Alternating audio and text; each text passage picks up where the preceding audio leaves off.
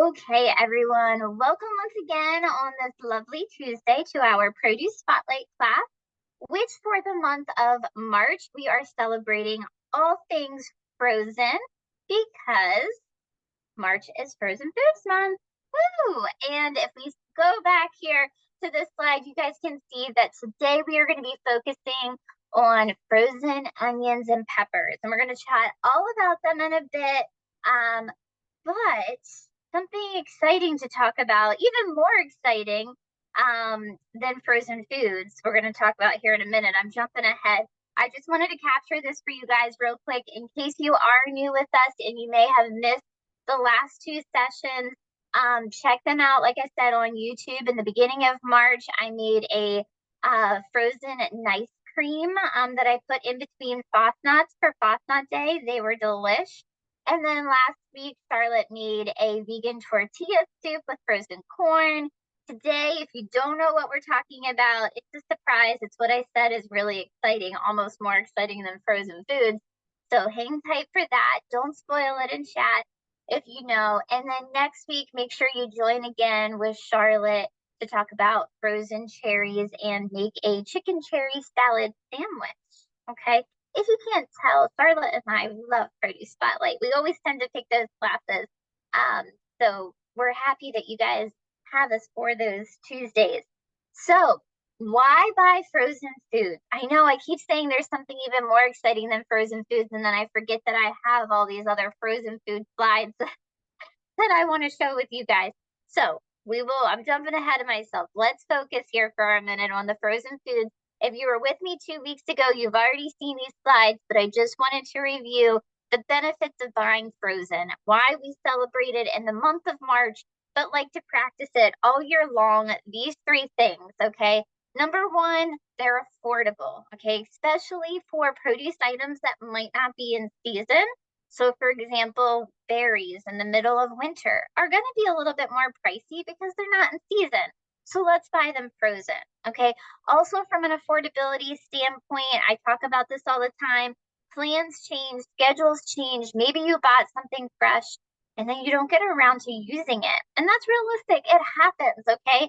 So if we have frozen ones to utilize instead, they're not going to go, bad on us quickly. They're going to last much longer, and then we're not throwing away that fresh stuff or therefore throwing away money.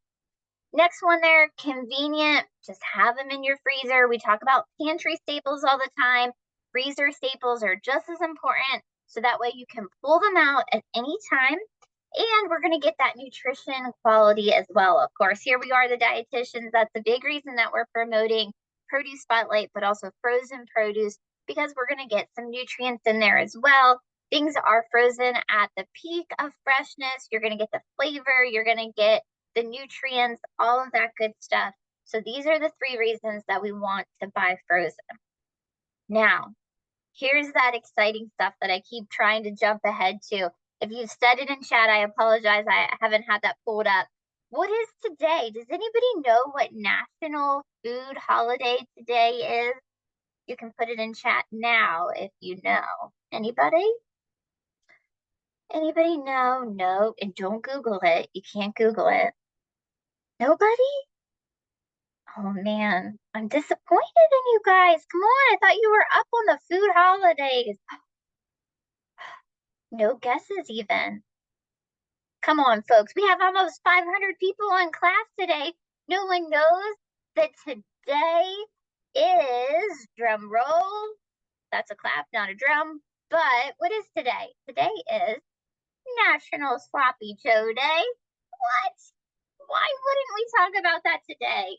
Right? Today is National Sloppy Joe Day. Here's some fun facts about Sloppy Joes, all right? And once again, you might be like, this is Produce Spotlight. We're talking about Sloppy Joes. It's all going to make sense. You guys know I always try to bring things full circle, okay? You just got to trust me. You just got to wait it out. That's what I say to people all the time when I have new ideas. I'm like, just wait, give me a minute and I'll explain, okay? So here we are, National Sloppy Joe Day. Sloppy Joes gained popularity back in the 1930s, but the origin of them is a bit debated, okay? So a lot of folks think that they were derived from the idea, of course, that they're sloppy. So they're a messy sandwich. That's where that sloppy part comes from. And then called Joe because there was a cook who created them in Iowa, okay, back in the 1930s, whose name was Joe. That's one story that the sloppy Joe was created. There's some other stories that they originated in Havana, Cuba. One type of meat dish was served in a handheld version, and that's where sloppy Joe was created. Another saying that it came about in Key West, Florida. Who knows where it really came from, but all we care about, and especially today, is that it is a celebration of a loose meat mixture with tomato sauce. Okay, it's good old sloppy Joes. I haven't pulled up chat during this, but I'm hoping you guys like sloppy Joes. Yes. We'll see. Okay, we've got a good recipe for you today. But I want to point out that there's lots of good recipes on our Savory site. The one that we're making today is, of course, from Savory, but there are some other ones that I wanted to show you guys, okay? Doesn't always have to be beef. We are going to use beef today, but here are some turkey sloppy Joe options. I think this Hawaiian one on the left looks delish, okay? So some turkey options. Here are some vegetarian options. The one on the left is using a pre-made veggie burger. This one on the right does earn one guiding star. It's kind of like a deconstructed sloppy Joe. And instead of putting it on a bun, we're putting it on a potato. So that's super fun. But here are the really good looking ones, I think. Something even more wild is to make a sloppy Joe grilled cheese, combining those two classics together. So delish. Or making sloppy Joe nachos. I think that that could be great for game day or just an easy weeknight meal. Really good options there. But for today, I decided to go with the classic style sloppy Joe because I've talked to a lot of people about sloppy Joes, and many folks have never made homemade ones. I grew up eating them. We called them hamburger barbecue. They are called different things in different regions. I was going to list them out. I saw some other names too, and now I can't remember. But hamburger barbecue is, of course, one of them. My mom made them all the time. Very simple recipe that she just mixed meat with ketchup, mustard, brown sugar, and that was it. Ketchup, mustard, brown sugar. Yes, that was it. And the meat. So that's how I've always eaten them. But today we are, of course, here's my full circle moment, talking about frozen onions and peppers. So we are including them into our sloppy Joe today. Here's the recipe. We're going to talk about all of these ingredients in a minute. Here are the instructions. So when we send up our follow-up email, the links to the recipes are here, but they're also going to be included in the body of the email, but it's all laid out for you if you like. We're going to go ahead, start our recipe, and then I will come back and start talking about these ingredients. But before we do, just one quick look here at the first ingredient that we're going to get going is the beef. Okay, we are making these beef today. You could do turkey, you could do chicken, you could do whatever you would like. The 90% lean ground beef is on sale. This is pulled from the Central PA sales circular. Prices could be different where you are, but this is what we have going on. Okay, so let me stop sharing my screen here, and we're going to pull up our sloppy Joe start mixture over here. So you guys see just my ingredients right now. If I could get some thumbs up, that would be great. Yes. Okay, perfect. So we have that 90% lean ground beef in here, and I just turned my stove on. Okay, so we're gonna go ahead and start breaking that up. If you guys have been hanging out with me for a while, you know I love this tool. And I think I've told the story, but I'll always tell the story that one time Chef Curtis Stone was in one of the stores in Lancaster doing demos. Eileen and I got to go. We got to meet him. And we got these cool little gifts from him. So I always like to bring that out here, okay? So what we're doing is we're just breaking this up, and we're going to brown our beef, okay? Now, to the beef, I am going to go ahead and add those frozen onions and peppers, okay? We're going to put the whole bag in here. So let me get my scissors. I can always smell these onions and peppers. That's how you really know that they're fresh, right? You get that beautiful onion and pepper smell. Look at them, perfectly diced and sliced right in there, which we'll chat more about in a minute. But basically, like I said, we're going to cook this until our beef gets brown and our onions and peppers start to get a little translucent. So about 5 minutes here, okay? So I'm just going to give that one little more stir yet. And I am now going to go ahead and bring back our screen. So let me bring that back up. Okay, can you guys see my screen again? So I can get some thumbs up. Thank you, thank you. So while this cooks for a few minutes, I'm gonna keep an eye on it, keep stirring it. Let's chat some more about these ingredients that we have coming up here. Okay, so we just mentioned about the beef being on sale. Let's talk about the actual spotlight for today, which is these frozen onions and peppers. Okay, as you can see, both combined into one. And what I love about them, if you guys know me, you've been hanging out with me, one thing I hate to do is to cut up an onion. So why do I love these? Because you don't have to cut them up, right? There's no dicing, there's no tears. I cry enough on my own. I'm a very emotional person, as you guys have probably noticed. So I don't need to cry over this onion.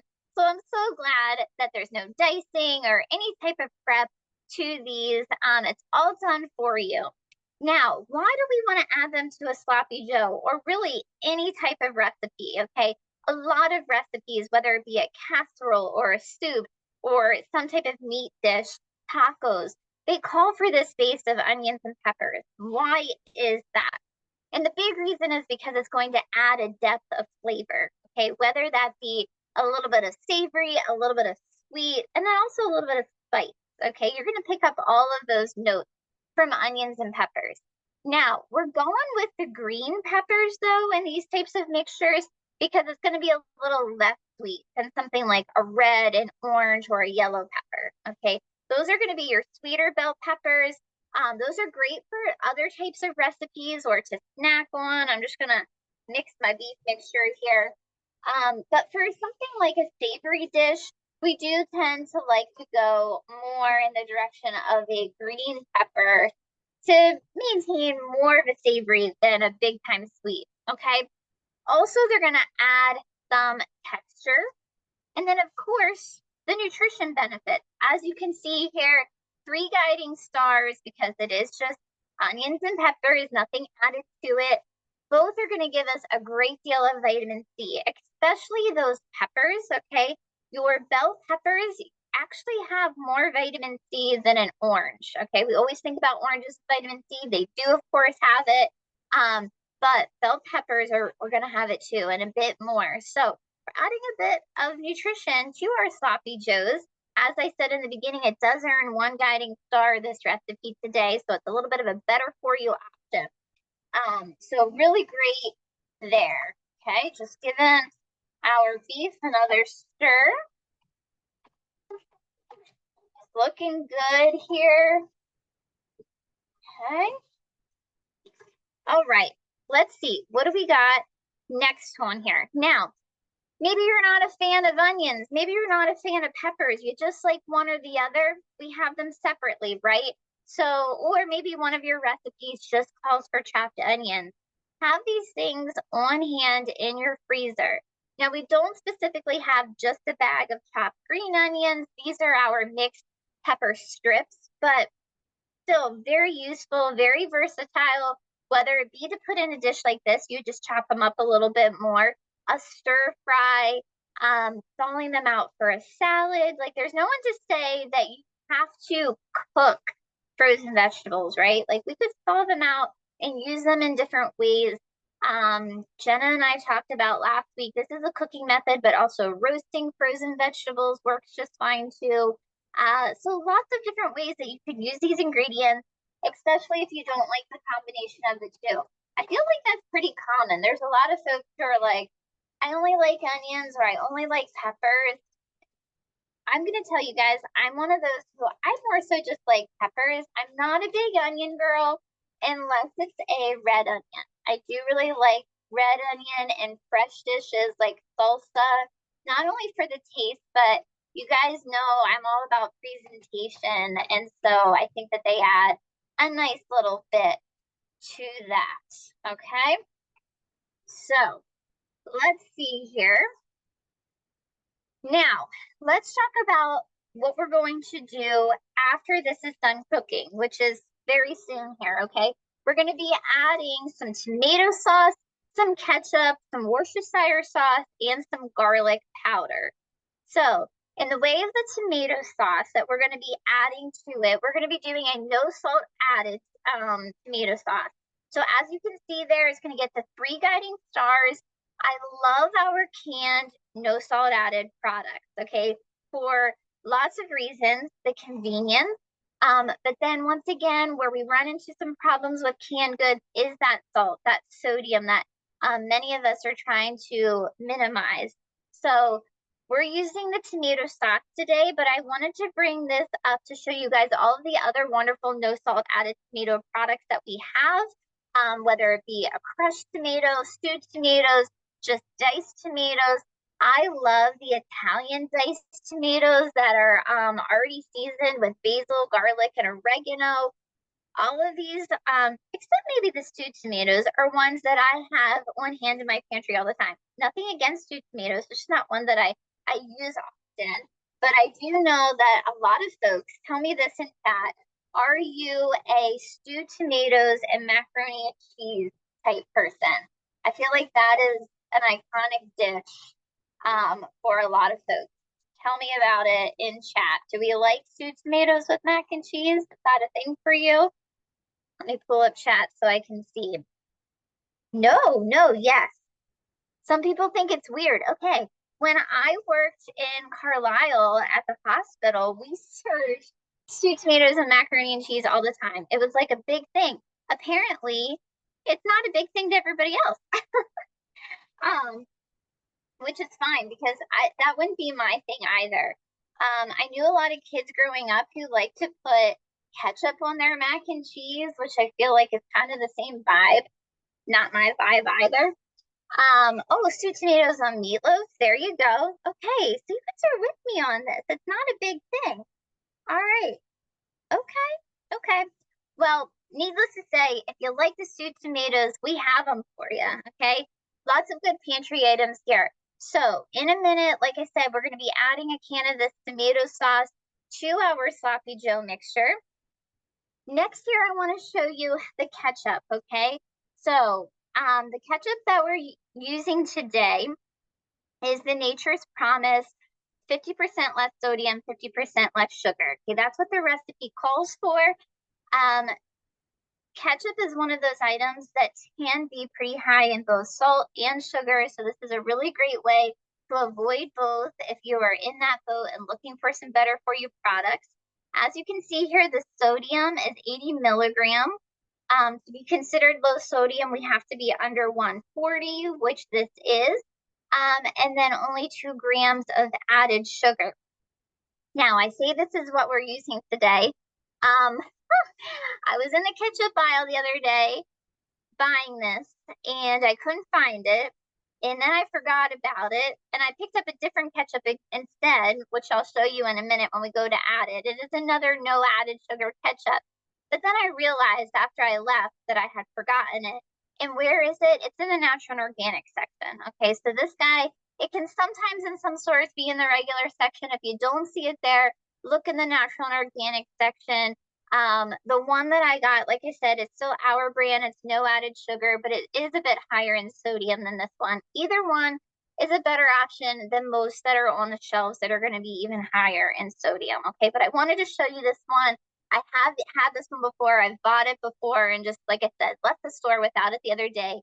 It is very good. It's very tomatoey, as a ketchup should be, right? Without all the other extra added stuff. So let's go ahead and get our sloppy Joe mixture into the slow cooker. And then I have one more slide that I'll bring back up to show you guys just to finish out today. But I'm gonna go ahead and stop my video here. So right now you should just be seeing this. Perfect. You guys know that I need that thumbs up. I appreciate that. So our beef is for the most part browned. It looks great. Gonna move that to the side. And now, hold on here a minute. We're gonna go for a ride over to the slow cooker. Ta-da! Okay, let's bring this in a bit. Okay, now, gonna go ahead and add this in. Okay. Perfect. Whoops. Okay, hold on. 1, 2, 3, go. Okay. So now we have that in there. Here is our no salt added tomato sauce. Okay, we're gonna pour that whole can in. Got that going. And that is the base of what a sloppy Joe is, right? It's the loose meat with some form of tomato sauce or ketchup. Here is that other ketchup, okay? Like I said, get the Nature's Promise if we want to take down the sodium a notch. This is just our regular store brand that has the no added sugar. Sodium on this is a bit higher than the Nature's Promise. It's 190, okay, but still lower than some other ketchups that are out there. 0 grams of added sugar, all right? So we need a half a cup of this. So let me get that measured out here just a moment. Woo. Flying cats. So here is our half a cup of the ketchup. Whoops. Okay, good enough. Let's get that in there. Hold on, let me get a spatula out. If you don't have little spatulas because you think, oh, when would I ever use them? You will. You should get them. Okay, there we go. And now to that, we are going to add a tablespoon of, here we go, can I say it today, Worcestershire sauce. I did say it today.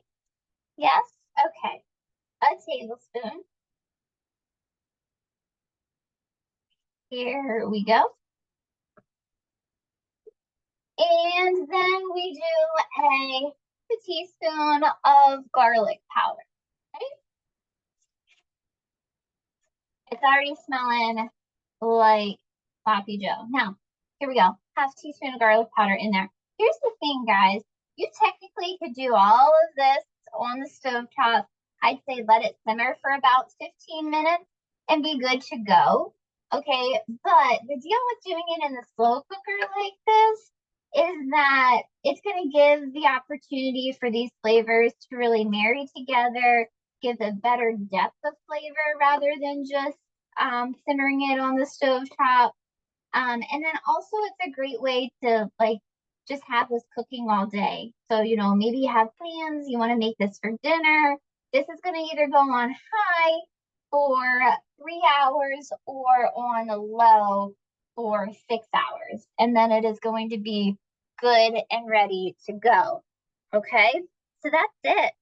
We have made our sloppy joes, okay? I see some of you need to get going. That's completely fine. I do want to just finish up some frozen food tidbits here with you. I'm going to share my screen for you guys again, since this I won't be able to finish out the month of frozen foods with you next week. That'll be Charlotte. I wanted to do a little experiment here with you guys. So let me reshare my screen and show you something that I recently found in the frozen produce section. You guys see my screen right now? If I can get a couple more thumbs up, yes. Has anybody seen these fruit riots that are in the frozen section? Anybody? No, no. They are a newer item. And I saw them maybe like a month ago. And I was like, these are kind of cool, okay, because they're sour. We have them in pineapple and in mango, okay? And if you like sour candy, it's supposed to give you that vibe, but they're frozen, okay? So you can see over here on the right, the nutrition panel, there's only 3 grams of added sugar, which is a lot less than a candy by any means. And that is in 8 pieces. Wait, no, excuse me. 3 to 5 pieces. There's 8 servings for the container. So you could have 3 to 5 of these pieces, only 3 grams of added sugar. So I wanted to give them a try. And I thought, who better to try them with than you guys, right? So let's do it. Ooh, you can smell the pineapple. Okay. I'm gonna stop sharing my screen so you can see my actual facial expression. Ooh, okay. So these are frozen. Keep that in mind, right? These are in the frozen section. We're talking frozen food. Look at all that. That's a big piece. This is going to be sour. I feel like I should have a smaller piece. Hold on. Here we go. Here's a smaller guy. Ready? It's sour. But it's good. Ooh, because it's like cold. There goes my eye again. It's like cold, but sour, but sweet. They're good. You should try them, okay? Like I said, we have them in pineapple. Oh, you guys were talking about pets earlier. Bogey's coming over to say hi. Did you hear the bag, Vogue? Yes. So give them a try, okay? Like I said, pineapple and mango. But happy Sloppy Joe Day. Thank you guys so much for hanging out with me.